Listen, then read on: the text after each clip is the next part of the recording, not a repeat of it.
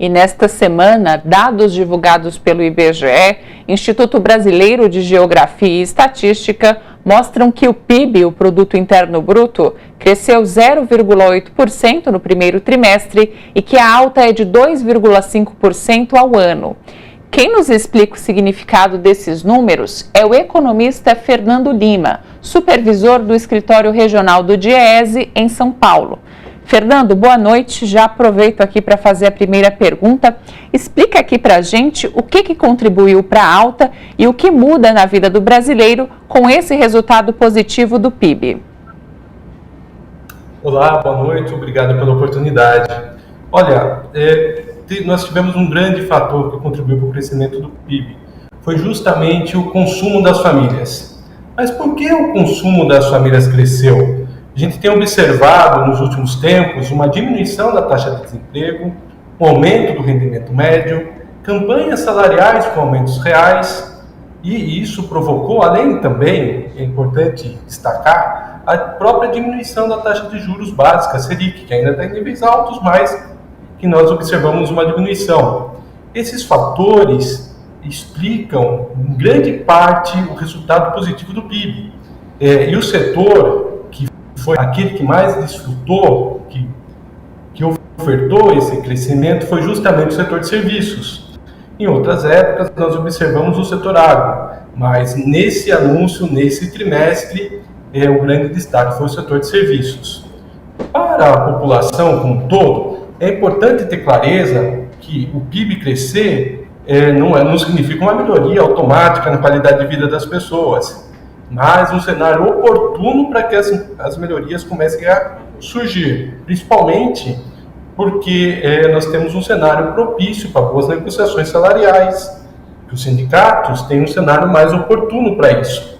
Além disso, nós percebemos também um potencial interessante, por exemplo, como a arrecadação federal e dos estados aumenta, automaticamente também existe uma tendência de melhoria nos serviços públicos, porque se a arrecadação aumenta, há uma tendência de melhores serviços públicos. Mas tudo isso é fruto de disputa e tudo isso é mediante as reivindicações justamente dos trabalhadores.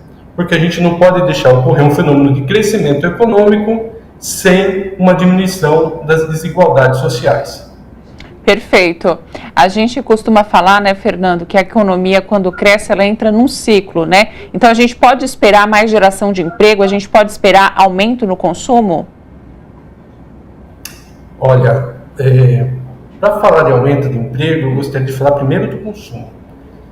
Como nós estamos observando inflação em índices dentro da meta e até baixos, nos últimos 12 meses, o INPC, que mede a variação do consumo de famílias de 1 a 5 salários mínimos, a gente observa que está na casa de 3,23%. Isso faz com que o poder de compra do trabalhador e da trabalhadora diminua um pouco para sofrer as consequências do efeito inflacionário. Isso repercute justamente no consumo. Além disso, conforme eu destaquei agora há pouco, a inflação baixa em um cenário econômico de crescimento, há uma tendência nas negociações promovidas pelo sindicato, também tem aumentos reais. Um aumento real significa aumento do poder de compra. E os nossos indicadores, por exemplo, nós temos um boletim de olho nas negociações, indicam que 86% das negociações em 2024 até o momento registraram aumento real. A gente tem uma última pergunta aqui rapidinho, que o nosso tempo está acabando. Para o resultado do PIB continuar positivo, a gente precisa acelerar essa queda na taxa de juros? Sem dúvida. Se com a taxa de juros elevada nós observamos um crescimento da economia, imagine se a taxa de juros estivesse em patamares inferiores. Quando a gente fala de taxa de juros, a gente está falando automaticamente de consumo de bens duráveis, televisão, celular, automóvel, moto, e também investimento dos empresários, principalmente em maquinário. Então isso também gera um ciclo virtuoso na economia e a gente espera que, já que a inflação está controlada, no próximo período a gente observe mais uma diminuição da taxa de juros.